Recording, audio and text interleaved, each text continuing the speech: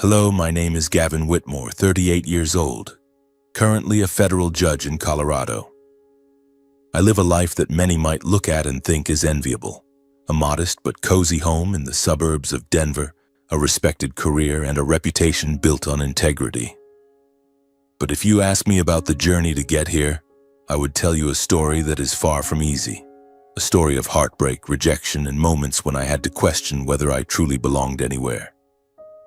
I grew up in a family that to outsiders could only inspire awe. The Whitmore name was once a symbol of wealth and power in Colorado. My father, Edward Whitmore, was a shrewd real estate mogul who ran Whitmore Properties with an iron hand. My mother, Clara, was an elegant woman, always appearing flawless at charity galas or high society events. They owned lavish homes, took vacations in Europe, and had a network of connections that spanned the country.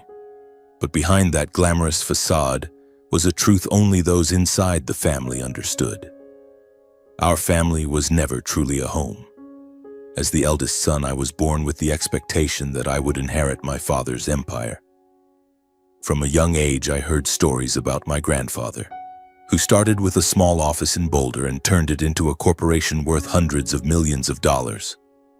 "You're the one to carry it on, Gavin," my father would say, his eyes sharp as if issuing a command rather than encouragement. But I didn't see myself in skyscrapers or million-dollar deals. I loved reading books, debating politics, and dreaming of a world where justice wasn't just a word in textbooks. To my parents, that was a betrayal. When I was 11, I vividly remember one evening at the dinner table. The meal was served on a polished oak table, the light from a crystal chandelier reflecting off expensive porcelain plates. My father was talking about a new condominium project in Denver, his voice brimming with excitement as if it were his greatest achievement. I, a naive 10-year-old, innocently asked, "But if you build condos, where will the poor people living there go?" That question brought the entire table to a halt. My mother looked at me, her brows furrowed as if I had said something offensive. My father gave a wry smile, set down his fork, and said, "Gavin, you need to learn to think like a businessman. The world doesn't run on compassion." I didn't fully understand his words, but I felt the disappointment in his tone. That was the first time I realized I didn't belong in their world. My childhood years passed in subtle tension. My parents never hit or scolded me. They didn't need to. Their coldness, their judgmental glances, and their comparisons to my peers in high society were enough to make me feel like a failure. "Look at the Thompson boy, only 15 and already analyzing financial reports," my mother once said, her voice soft but cutting like a knife. I tried to please them, I really did. I excelled in school, played sports, joined the debate club, but nothing was enough to earn their proud gaze. In their eyes, I was a misfit piece in the perfect puzzle of the Whitmore family. Then came Colton, my younger brother, 3 years my junior. Colton was everything I wasn't: confident, quick-witted, and naturally gifted in business. When he was 12, my father started taking him to company meetings, letting him sit in the corner and learn to be a man. I still remember the sparkle in Colton's eyes when he returned from those trips, glowing as if he had discovered the world. "Gavin, today I met an investor from New York," he once told me, his voice full of excitement. I smiled, patted his shoulder, but inside I felt an emptiness. I knew from that moment Colton had become the family's new hope. By the time I entered high school, the favoritism was undeniable. My parents devoted all their attention to Colton. Private outings with my father, extra lessons in finance, and the rare praise I had never received. Once I won first place in a statewide debate competition and brought the trophy home. My mother glanced at it and said, "Good job, Gavin, but you should focus on more practical things." Meanwhile, when Colton got a B in economics, my father clapped him on the shoulder and said, "That's my boy." I wasn't jealous of Colton. Truly, I loved him. But I couldn't help feeling like a shadow in my own home. Things got worse when it came time to choose a college path. I wanted to study political science at the University of Colorado, a decision I had thought about for a long time. I wanted to understand how political systems worked, to find ways to make the world fairer. But when I told my parents, their reaction was like a punch to the face. "Political science?" my father roared, his voice echoing through the spacious living room. "What do you think you'll become? A failed politician or a penniless lawyer? The Whitmores don't raise dreamers, Gavin." My mother said nothing, but her look, a mix of disappointment and pity, hurt more than my father's words. I still remember that night, sitting in my room staring out the window as the dim streetlights illuminated the trees in the yard. I wondered if I was wrong, if I should give up my dreams to please them. But then I thought of the people I met at debate tournaments, the stories of injustice I had heard, and I knew I couldn't live a life just to satisfy others. I enrolled at the University of Colorado despite my parents' objections. They didn't forbid me, but they did something worse. They stopped talking to me except for curt, cold questions like, "Have you eaten?" or "How's school?" I became a stranger in my own home. After graduating high school, I moved out to start my freshman year of college. My parents didn't contribute a single cent. Everything from tuition to rent I covered through scholarships and a part-time job at a coffee shop. Meanwhile, Colton was sent to a prestigious business school in Boston with all expenses paid by my parents. I didn't blame Colton. He was just pursuing his passion. But every time I heard my mother talk about Colton being invited to a business gala, or my father brag about Colton securing an internship contract, my heart ached. I hadn't just lost my family's support, I had lost the sense of belonging somewhere. My college years were marked by loneliness. I threw myself into my studies, debate tournaments, and thick law books. I discovered I loved the law, not for money or fame, but because it gave me a sense of doing what was right. I dreamed of one day standing in a courtroom not to defend someone's interests, but to defend justice. But every time I visited home for the holidays, I faced cold stares and veiled remarks. "Still haven't changed your mind, Gavin?" my father once asked, his voice dripping with sarcasm. "Still want to be a hero for the poor?" I stayed silent, but inside the fire of determination burned brighter. After graduating college, I continued for 3 years to earn my law degree. It was the hardest time of my life. I worked day and night, studying and taking side jobs to cover expenses. Some nights I only slept 3 hours, my mind reeling with legal codes and hypothetical cases, but I didn't give up. I knew this was my path, no matter how lonely. Meanwhile, Colton had started working for my father's corporation, entrusted with major projects and hailed as the perfect heir. My parents no longer mentioned me in their stories. I became a faded memory, a blemish on the perfect Whitmore family portrait. Then came the day after I graduated law school with my degree in hand, when my father called me back home. As I entered his study, I thought he might reconcile, might say he was proud of me. But no, he handed me a file and said, "This is a dispute with a group of workers. You'll represent the company." I took the file, read through it, and my heart seemed to stop. My father's company had exploited poor workers, paying them below minimum wage and illegally firing those who dared to speak up. The next day, I spoke to my father again. I placed the file on the table and said, "I can't do this. It's wrong." My father looked at me, his eyes burning with rage. "Wrong," he growled. "Who do you think you are, Gavin? Some knight of justice? This is your family, your legacy." I tried to explain, but he wouldn't listen. He stood up, pointed to the door, and said, "If you don't stand with your family, you're no longer my son." My mother stood there, silent, but I saw tears glistening in her eyes. I left the house with a heavy heart. The gate slammed shut behind me as I walked away, the sound echoing like a final punctuation mark on my connection to the Whitmore family. I stepped out onto the bustling streets of downtown Denver, the biting chill of Colorado's autumn air cutting into my skin. I stood there, hands in my coat pockets, watching the stream of people passing by, and asked myself, where do I go from here? I had no family, no financial support, only a freshly earned law degree and an unwavering belief that justice was worth fighting for.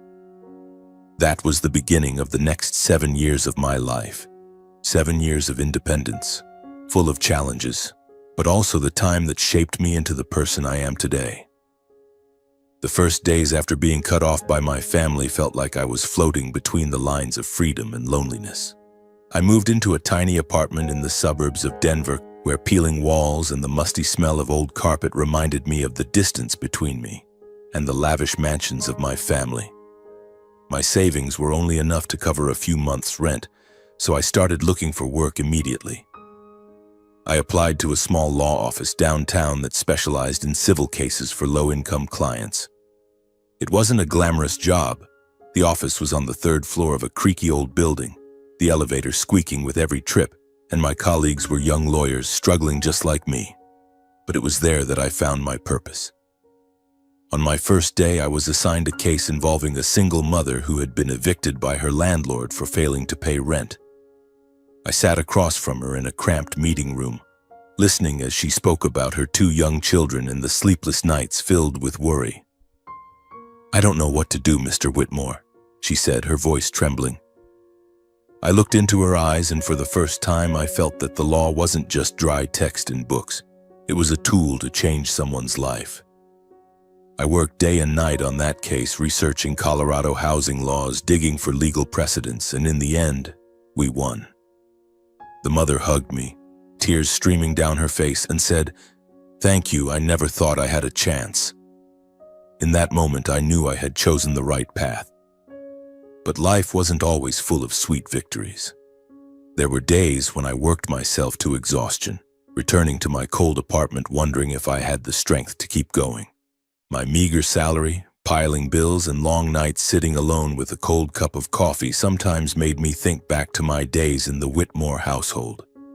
Not for the luxury, but for the feeling of having someone there. I didn't call my parents, and they didn't reach out to me. Occasionally, I'd read about them in the news. Whitmore Properties expands project in Aspen, or Colton Whitmore honored as a promising young entrepreneur. Each time it felt like an invisible knife twisting in my chest.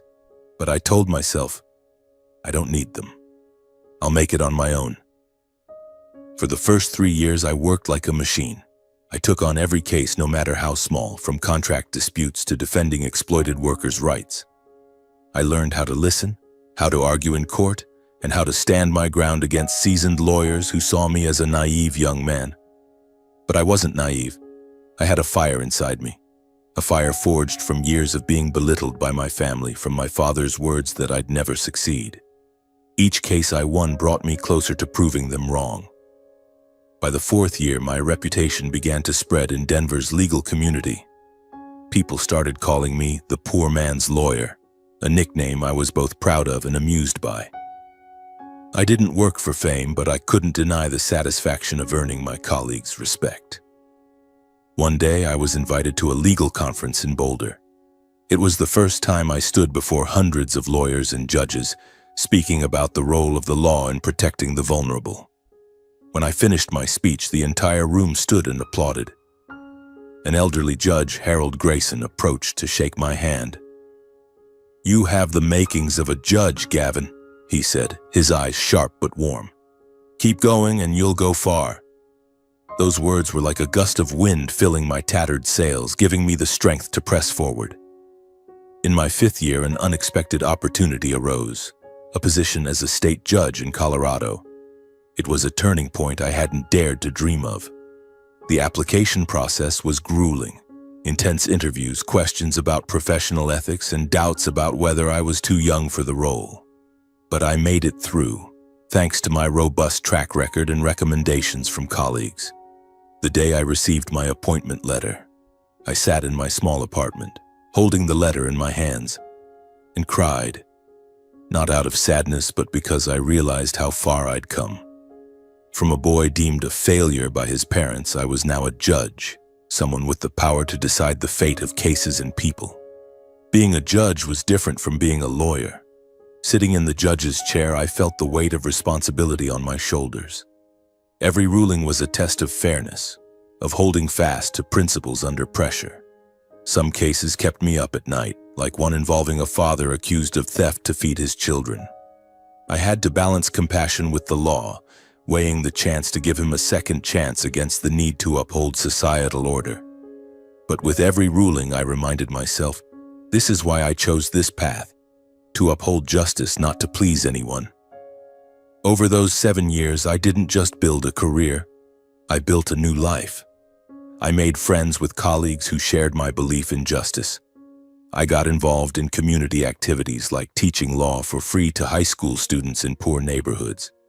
I bought an old bicycle and rode around Denver on weekends, savoring the crisp Rocky Mountain air.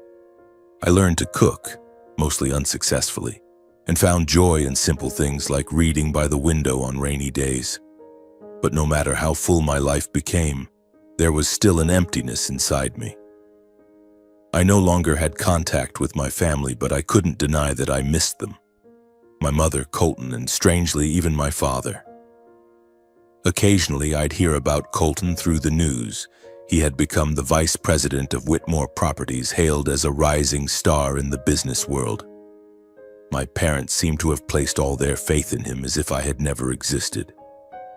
I wasn't jealous, but I wondered if Colton was truly happy living in our father's shadow, or if he too was struggling as I once had. I wanted to call him to check in, but every time I picked up the phone, I hesitated. They don't need me, I told myself, and went on living my own life. By the 7th year, I had become a respected judge in Colorado. My name appeared in the news not as the Whitmore son, but as Judge Gavin Whitmore, champion of justice. I received thank you letters from people I'd helped, from young lawyers who saw me as a role model. But I never forgot the hard days, the lonely nights, and the times I had to pick myself up after every fall. I knew, no matter how successful I became, I still carried the scars from my family. Scars that reminded me of the steep price I paid to become the person I am today. I could never have imagined that after 7 years, fate would bring me face to face with my family again. Not in a warm reunion, but in a courtroom, where I would have to issue a ruling about my own brother. It was a moment when everything I had built, my reputation, my principles, and my belief in myself, would be tested in the most brutal way. That morning, I stood in front of the mirror in my bedroom, adjusting my tie, trying to keep my breathing steady. The black judge's robe lay neatly folded on the chair, ready for me to put on, but today it felt heavier than usual. I had presided over hundreds of trials, handling cases from petty theft to financial fraud, but never had my heart raced like this. Today, the defendant was no stranger. It was Colton Whitmore, my younger brother, the boy I once carried in my arms, the one I used to play basketball with in our backyard. And now, he stood before me, accused of financial fraud in a case tied to the family's corporation. I entered the courtroom at the Colorado State Courthouse, the air thick with the smell of old wood and the murmurs of those in attendance. The seats were packed. Journalists, lawyers, and curious onlookers eager to witness the trial of business star Colton Whitmore. I took my place at the bench, my gaze sweeping the room.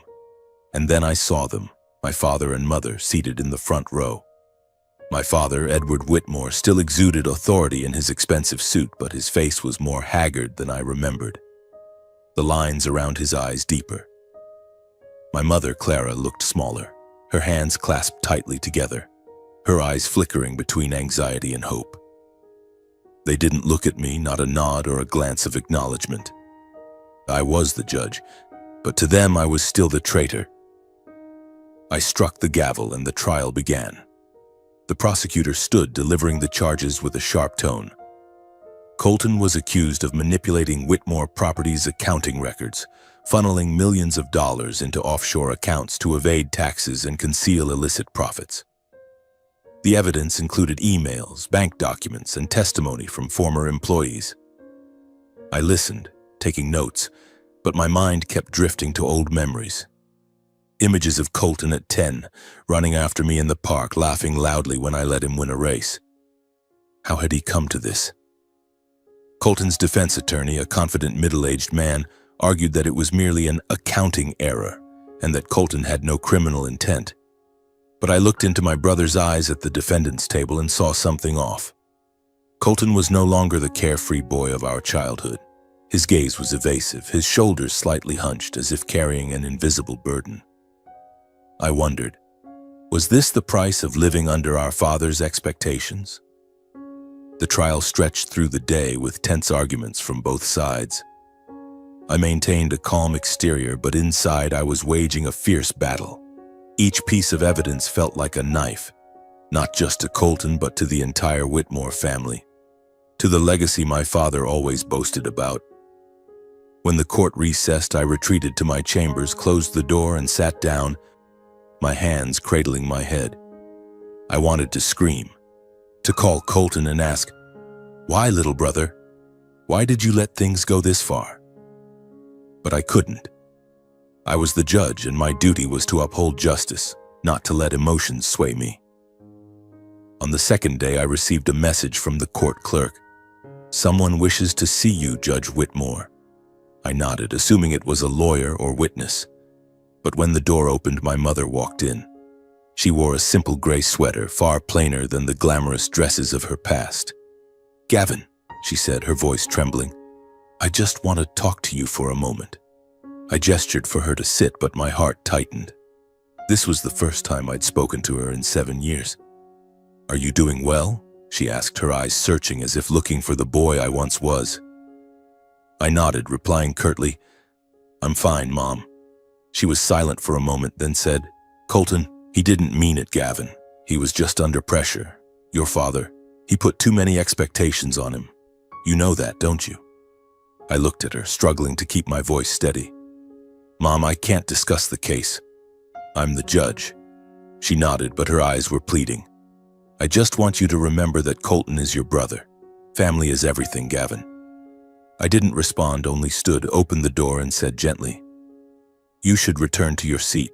The trial is about to resume." As she left, I felt a piece of my heart shatter.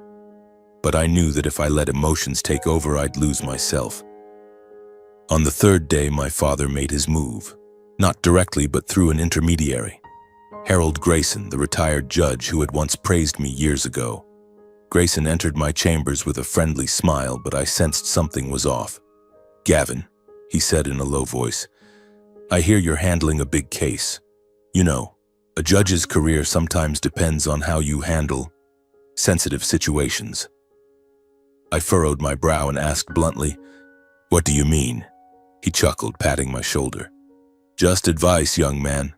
Sometimes a little leniency can save you trouble down the road." I understood immediately. This was my father's way, using connections to pressure me. I stood, looking him in the eye. "Thank you for the advice, but I'll handle the case according to the law. No exceptions." He left, his smile fading, and I knew I had just rejected an implicit threat. The pressure from my family didn't stop there. One evening, when I returned home, I found a handwritten letter in my mailbox. My mother's elegant handwriting, the same I'd seen on Christmas cards when I was a child. I opened it, and each line pulled me back to those old days. She wrote about mornings when Colton and I ran out to play in the yard, about the time Colton fell and I carried him home on my back. "You and your brother were our whole world," she wrote. "Don't let justice destroy our family, Gavin." I sat there, the letter trembling in my hands. I knew this wasn't just a heartfelt note, it was a tactic to make me feel guilty. But I didn't respond. I folded the letter, tucked it into a drawer, and told myself, I can't let them sway me. The trial reached its critical phase. The prosecutor presented further evidence, an email from Colton to a colleague, explicitly instructing them to adjust the numbers to protect the company's reputation. I looked at Colton, hoping he'd deny it, say it was fabricated, but he just bowed his head, silent. His defense attorney tried to spin the narrative, but it was clear. The evidence was overwhelming. A sharp pain pierced my chest, not because Colton might be convicted, but because I realized my brother had gone too far, swept up in ambition and our father's pressure. As the trial neared its end, I allowed Colton to make a final statement. He stood, his voice trembling. I just wanted to make my parents proud. I didn't mean to hurt anyone. I only did what I thought was necessary. Those words cut like a knife. I looked at my parents in the front row. My mother bowed her head, tears streaming down her face. My father sat upright, but his eyes were empty, as if he was realizing for the first time what he had done to his son. I struck the gavel, called a recess, and retreated to my chambers. I needed time to breathe, to sort through the chaos of emotions swirling inside me. That night, I couldn't sleep. I sat by the window watching the dim streetlights, thinking about Colton, my parents, and everything that had led us here. I knew my ruling would change everything, not just for Colton, but for the entire family. But I also knew that if I didn't uphold my principles, I'd lose myself. Tomorrow I would walk into the courtroom, put on my black robe, and deliver my verdict. Not as a brother, but as a judge, a guardian of justice, even if it broke my heart. The morning of the final trial day arrived. I stood before the courtroom door, my hands gripping the edges of my black robe. My breathing was heavy, as if the air in the corridor of the Colorado State Courthouse was pressing against my chest. Today was the last day of Colton's trial, my younger brother, and I knew the verdict I delivered would not only determine his fate, but also forever alter my relationship with my family, if there was anything left to call a relationship. 7 years of no contact, 7 years of building my own life, all seemed to lead me to this moment. A judge standing at the crossroads of justice and family ties. I pushed the door open, the creak of the wooden frame sounding like a warning. The courtroom was packed. Journalists sat in the left corner, their pens scribbling furiously, cameras discreetly capturing every moment. Curious onlookers drawn to the trial of business star Colton Whitmore whispered among themselves, creating a low hum like waves lapping at the shore. In the front row, my father and mother sat, separated by an invisible divide. My father, Edward Whitmore, maintained his stoic demeanor, but I noticed his shoulders trembling slightly, a rare sign of unease. My mother, Clara, looked as if she hadn't slept in days, her eyes red-rimmed, her hands clutching a white handkerchief. They didn't look at me, but I felt their gazes like invisible needles piercing my skin. I took my seat at the bench and struck the gavel. The sharp sound cut through the room, commanding silence. "We will continue the trial of Colton Whitmore," I said, my voice steady despite the storm raging inside me. The prosecutor, Elena Martinez, a sharp woman with her hair neatly tied back, stood. "Your Honor," she began, her voice clear. "Today we present our final piece of evidence, a document we believe will fully clarify the defendant's actions." I nodded, signaling her to proceed, but as Ms. Martinez stepped forward, I caught a glimpse of Colton at the defendant's table, his head bowed, his hands clasped so tightly his knuckles were white. He looked trapped, no longer the quick-witted boy who used to chase me around our backyard, nor the confident entrepreneur the press once lauded. I tried to push that image out of my mind, reminding myself, "You're a judge, Gavin, not a brother." Ms. Martinez presented a set of documents marked with bold red numbers. "These are internal reports from Whitmore Properties provided by an unexpected witness, Ms. Ana Delgado, the company's former chief accountant." The courtroom buzzed. I struck the gavel, demanding order, but my eyes couldn't leave the documents. Ana Delgado, the name rang like a faint memory. I remembered her, a dedicated middle-aged woman who had worked for my father since I was a child. She had retired a few years ago, and now she emerged as a game-changer. Ms. Delgado took the witness stand, her petite frame contrasted by her resolute gaze. She swore to tell the truth, and as Ms. Martinez began questioning her, the air in the room seemed to thicken. "Ms. Delgado," Martinez asked, "can you explain these documents?" Delgado nodded, her voice calm but incisive. "These are internal records I uncovered while working at Whitmore Properties. They show that Colton Whitmore directed the transfer of funds to offshore accounts, not only to evade taxes but also to conceal profits from illegal real estate transactions. I warned Mr. Edward Whitmore, but he instructed me to stay silent." The courtroom erupted. Whispers turned into muffled shouts, and I had to strike the gavel repeatedly to restore order. I glanced at my father, and for the first time in my life I saw him stripped of his confidence. His face was ashen, his lips pressed tightly together as if he'd been dealt a devastating blow. My mother gripped his hand, but he brushed her off, his eyes fixed on Delgado. I knew what he was thinking. How could a trusted former employee dare to stand against the Whitmore family? I looked at Colton, hoping he would stand, deny it, or at least offer an explanation. But he just sat there, his head bowed even lower, as if willing himself to vanish. His defense attorney, Richard Holt, tried to counter, arguing that Delgado might have fabricated the documents out of personal resentment. But it was clear. The evidence was too strong, too detailed to dismiss. I took notes, trying to keep my hand from trembling, but my heart felt crushed. This wasn't just a case. It was the story of my family, of my parents' mistakes, of the pressure that had driven Colton to this path. The trial grew more intense than I had anticipated. By the afternoon, I called both sides to present their closing arguments. Ms. Martinez emphasized that Colton's actions were not just financial fraud, but a betrayal of the trust of those who had invested in Whitmore properties. Mr. Holt appealed to compassion, arguing that Colton was a victim of family pressure, that he deserved a chance to make amends. I listened, took notes, but in my mind one question lingered. What do I do next? When the time came to deliver my verdict, the courtroom seemed to hold its breath. I stood, the black robe heavy on my shoulders, my voice ringing out calm but resolute. After reviewing all evidence and testimony, the court finds the defendant, Colton Whitmore, guilty of financial fraud and money laundering.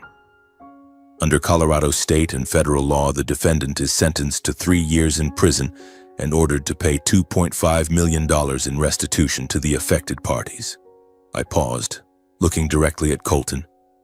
The law does not distinguish between blood ties.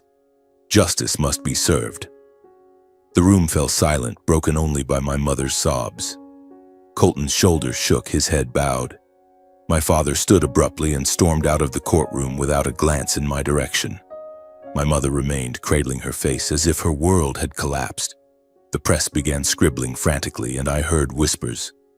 Judge Whitmore, the man who showed no mercy even to his own brother. I struck the gavel, ending the trial, and left the courtroom, each step feeling like it carried the weight of lead. Back in my chambers, I closed the door, removed my robe, and sank into my chair. I didn't cry. I had learned to suppress tears long ago, but I felt a vast emptiness inside.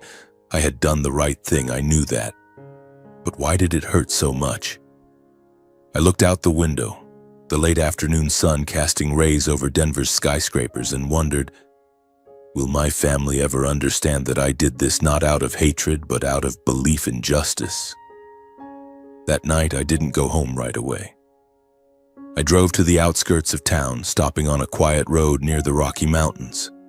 I stepped out, breathing in the biting cold air, and looked up at the star-filled sky. I thought about Colton, the years we were brothers, and my parents who might never forgive me. But I also thought about the people my verdict had protected. The small investors, the exploited employees, those who believed in the legal system. And I knew no matter the cost, I had made the right choice. The days following the trial passed in an unfamiliar atmosphere, one I had never experienced despite having handled hundreds of complex cases. The press began writing about my brother's case, calling me the judge of justice, praising my impartiality for showing no leniency, even toward my own brother. Those articles should have made me proud, but each line served only as a reminder that I had lost my family in exchange for that reputation. About a week later, my father made his first move, and it was not unexpected. In an interview with the Denver Post, he said, "Edward Whitmore, my son betrayed the family."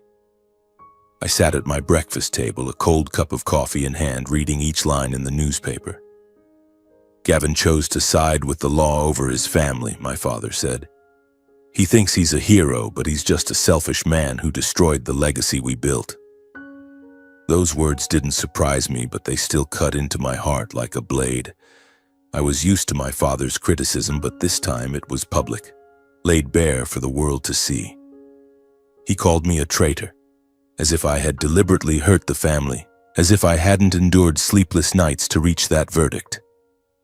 The public's reaction, however, was the complete opposite. My father's interview sparked a wave of controversy on social media. Posts began appearing with hundreds of people defending me. Judge Whitmore did the right thing.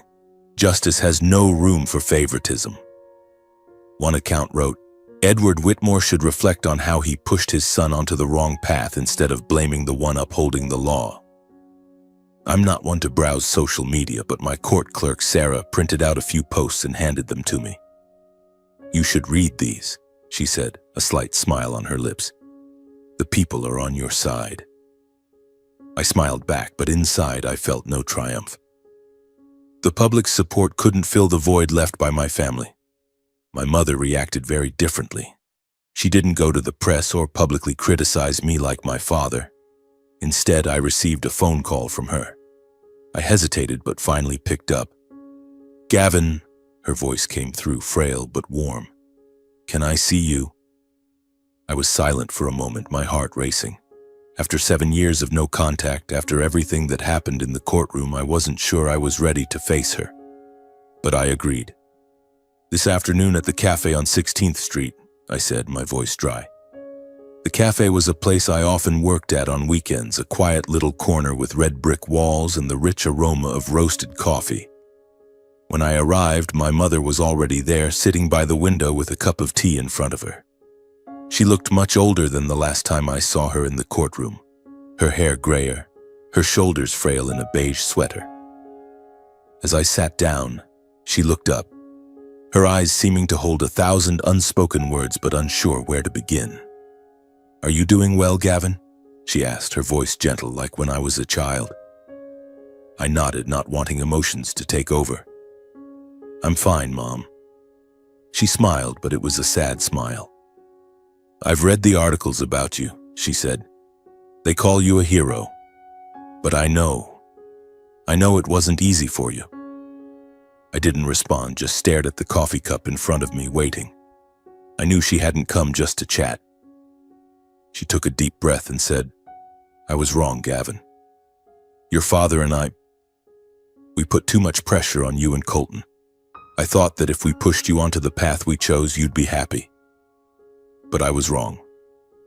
Her admission stunned me. Growing up, my mother had never admitted fault. She had always stood behind my father, supporting his decisions no matter how harsh. When I saw Colton in the courtroom, she continued, her voice trembling, I realized I had a part in pushing him down that path. And you did the right thing, no matter how painful it was. I looked at her, searching for words, but my throat tightened. Mom, I finally said, I didn't want to hurt anyone. But I couldn't let emotions sway my verdict. If I had, I would have lost myself. She nodded, tears streaming down her cheeks. I know, she whispered, and I'm proud of you, Gavin. I wish we hadn't let things go this far. The meeting lasted less than an hour, but it changed something in me. For the first time in years, I felt a faint connection with my mother.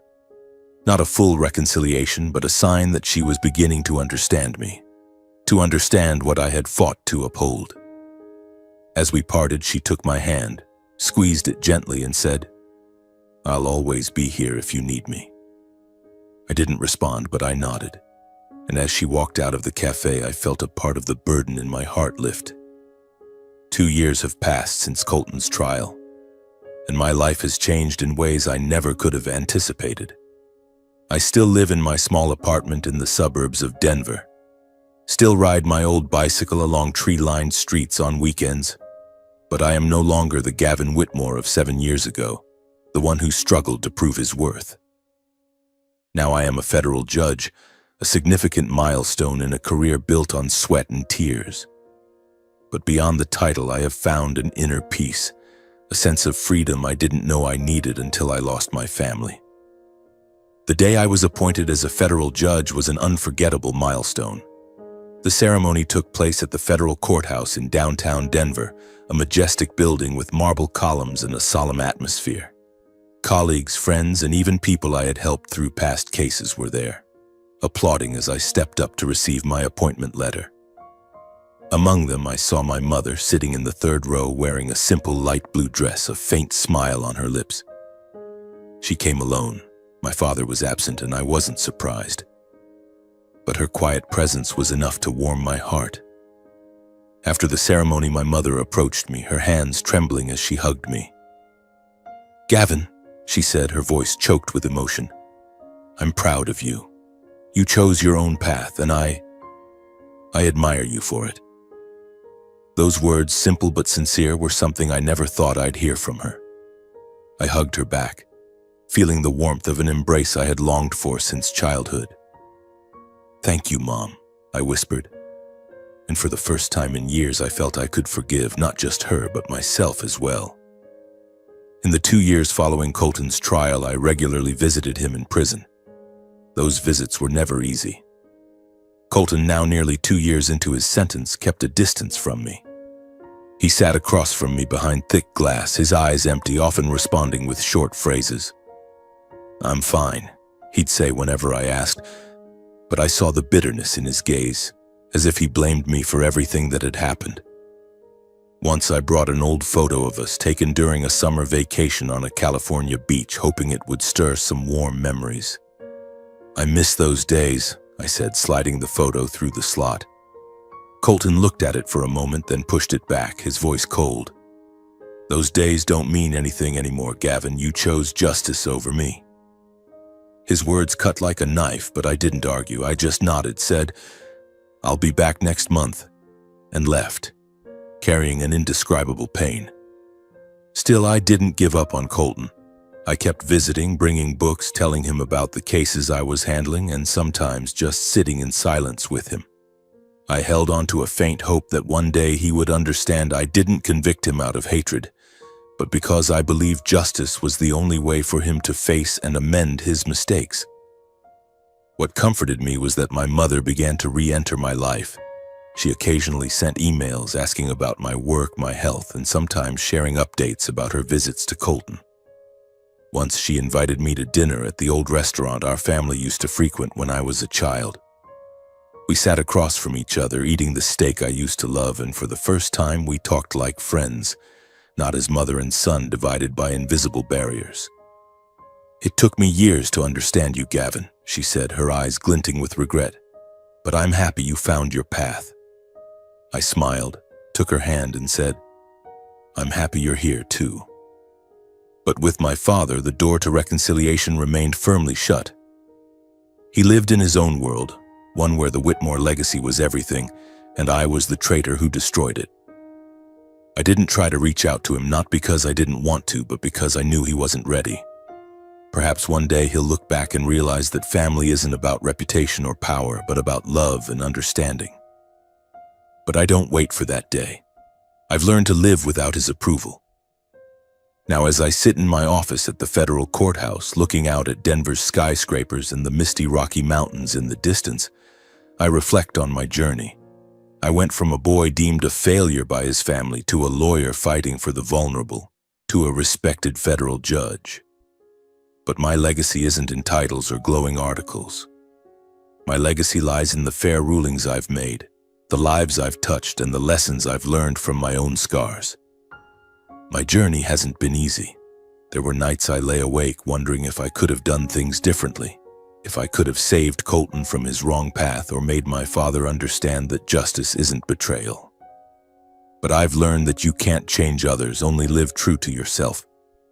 I don't regret my verdict in Colton's case, even though it cost me part of my family. I believe that justice, however harsh, is the only way to confront mistakes and find a chance for redemption. I don't seek reconciliation with my father or Colton, not because I don't love them, but because I know reconciliation can't be forced. My father still lives in his world where reputation is everything. Colton, though still bitter, is slowly finding himself in the final months of his sentence. I keep visiting him, carrying the hope that one day he'll understand. As for my mother, she has become a part of my life again. Not as it was before, but enough to make me feel I'm not entirely alone. If I could leave one piece of advice, it would be this: Live according to what you believe is right, even if it means going against others' expectations. Justice, integrity, and honesty with yourself are values that can't be traded. There will be times when you feel lonely, misunderstood, or even rejected by those you love most. But remember that your worth isn't in others' approval, but in how you rise after each fall. How you hold fast to your principles no matter the cost. I look out the window, the afternoon sun illuminating the snow-capped peaks, and I smile. I don't have a perfect family, nor the wealth or power my father once wanted me to inherit. But I have a legacy of my own, a life dedicated to justice, a heart free of resentment, and a steadfast belief that no matter how harsh the world may be, integrity will always light the way. And I hope, truly hope, that you too will live a life of integrity and honor.